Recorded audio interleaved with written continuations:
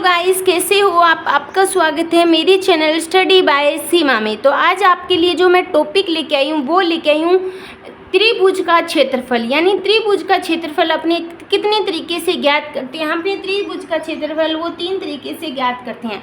First, जब अपने को त्रिभुज में आधार दिया हो, ऊंचाई दी हो, तो अपने त्रिभुज का क्षेत्रफल निकाल सकते हैं। सेकंड कंडीशन होती है जब त्रिभुज की तीनों भुजाएं देते हैं तो अपने हीरोन के सूत्र से त्रिभुज का क्षेत्रफल ज्ञात करते हैं।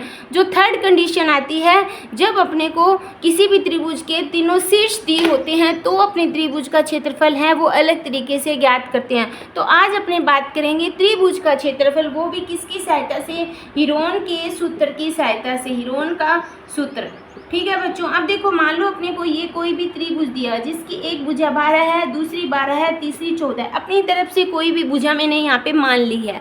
ठीक है बच्चों, कोशिश किया करो कि जब आप अपनी तरफ से खुद प्रैक्टिस करो ज्ञात करने की किसी भी त्रिभुज का क्षेत्रफल, तो सम संख्याओं में कोई भी भुजा ले तो क्या कि उसकी कैलकुलेशन इजी हो। समझने के लिए बात कर रही हूँ। एग्जामिनर में जरूरी नहीं कि वो सम दे सकता है, वो विषम संख्या भी दे सकते हैं, एक अभाज्य संख्या भी दे सकता है। ठीक है बच्चों, मान लो ये ए भुजा है, ये बी भुजा है और ये सी भुजा है। ए के सामने की ए भुजा होती है, बी के सामने की बी भुजा और सी के सामने की सी भुजा कहलाती है।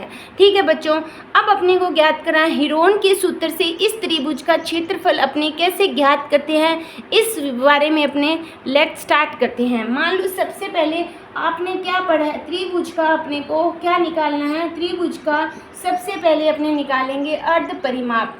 अर्ध परिमाप से मतलब क्या होता है? जब भी अपने किसी भी कोई भी आकृति होती है उसका जब परिमाप ज्ञात करते हैं तो उसकी जितनी भुजाएं होती हैं उनको जोड़ देते हैं तो उसका परिमाप आ जाता है। लेकिन अपने बात करेंगे अर्ध परिमाप की, यानी तीनों भुजाओं को मैं जोड़ दूं और उसका आधा कर दूं तो वो क्या कहलाएगा? अर्ध परिमाप कहलाएगा।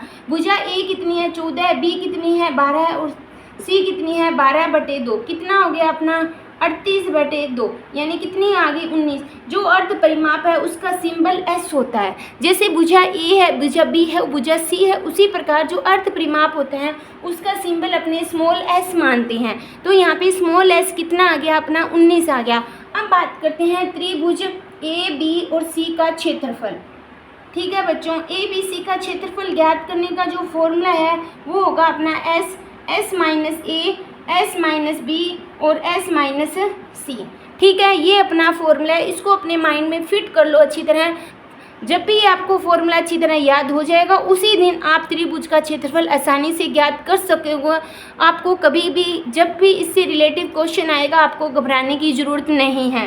तो यहाँ पे एस कितना है अपना? 19 है। 19 में से ए भुजा गई, 19 में से बी भुजा गई और 19 में से सी भुजा गई।